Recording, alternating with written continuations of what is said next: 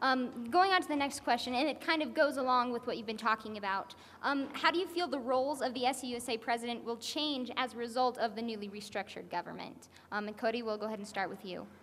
I believe one thing with the student body president that people don't realize is, people want the student body president to be the one that's out there and doing everything, planning all the activities, which really is not what they do. The student body president is really the voice of the students on different levels. I sit on various committees, the Board of Trustees being the big one that people hear about. As far as the role changing, I think it's going to put the president in a better situation to advocate for the students, because instead of, we're having a mediocre organization, we're going to have a better organization. We're going to have a lot more, there's going to be more accountability from the members within SUUSA, and they're going to work more, trying to obtain the student voice, so that when the president does go to meetings and things like that, they have a better idea of what the students are saying and what the voice is.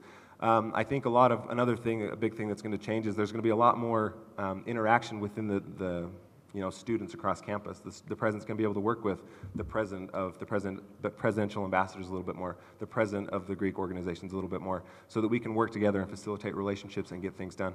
And then working a lot with members of SUUSA, because one person can't talk to the entire campus.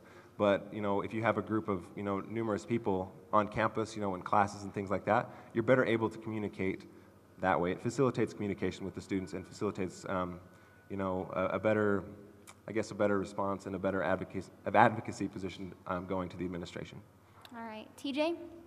Yeah, Cody talked a lot about hearing the student's voice and being the student's voice.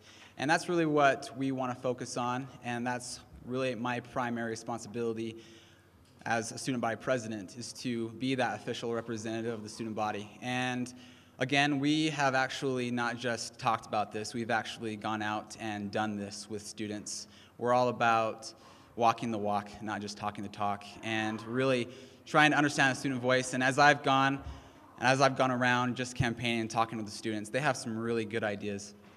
I'm really impressed with the way the students have thought out some of the issues that they have really tried to bring about. And I know that the student body president's responsibility is to be that official representative, and I really want to make it a priority to get out of the office and to meet the students and to have a one-on-one connection with them and to remember them and to really help them know that they are wanted here at SUU. And I think that's probably my main objective, is to really feel like students have a place here at SUU so that they can feel that their voice is heard and that it's more of an opportunity for them to make the initiatives happen so that they feel like they need to stay here at SUU. Yeah, I'll go. I believe the student body president, in the role they play, they rely a lot on the help of other people to, get the student voice and things like that. And I'd like to, I'm sure TJ will use his rebuttal time. I would just like to ask him if he could address, being a member of SUUSA right now, why he hasn't done that why he has not sought the student voice until now, when he is running for president. Why has he not done that to help obtain the student voice to assist the organization in advocating for students? Well, there have been opportunities where I've gone out. We made up a Plinko board, things like that, so that we could tell students about the upcoming activities. And that's one thing that we've done to actually make the advertising a little bit further outside the Sharwin Smith Center. And just by doing that and interacting with students so that they can get an idea about who I am and how the Student Activities Board works, I think just by doing that is, in essence, the same thing as getting out there, meeting face-to-face with people and learning their mind and what they want. All right. I think we're going to have time for one more question from us before we take the student audience questions. The last question I want to ask you has to do with tuition increase. With SUU continually facing prospects of the tuition increases, how much of an increase would you support as a voting member of the Board of Trustees? Is there a limit? And we're going to start off with TJ this time. Yeah, I think there is a limit. I think that's been the biggest concern as I've gone around and talked with students about the concerns that they have. And I think because of their financial loss because of tuition, they have to go out and find jobs, and that's obviously something that we can't erase completely, but it can hinder them from becoming more involved. And one thing that I've thought about on a financial level is to increase the amount of textbooks that are available for checkout at the library, and really making that a better use to students and increasing that number of textbooks that are available to rent or to check out. And I think that by doing that, it will help students financially so that they can pay for a possible increase in tuition or for the tuition that they already spend. Because finances, and I have experienced this as well, finances are really hard because it can limit you to a point about how much you can really become involved here on campus.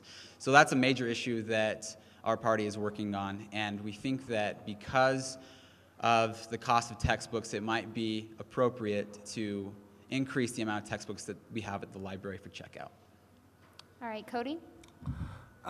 Tuition is one of those really hard things to nail down because you have to look at the quality of your education, and you of course, during budget times like these, you have to, really make sure that we're getting the bang for our buck. You also have to consider a lot of other things. TJ mentioned jobs. We know Cedar City isn't the metropolis that has a lot of jobs available to it. A lot of things, not just necessarily looking at tuition, but seeing where our tuition dollars are going. One thing that was initiated last year was increasing student jobs available on campus. We have jobs on campus. The percentage is much higher than anybody else within the state. We employ our students here, and they get the job done. Tuition, like I said, it's one of those tough things, and you do need to take measures to do it. One thing we try to do as chair of the Student Fee Review Committee this year is, there were a lot of student fees that were proposed to us, and we found ways to get around those student fees.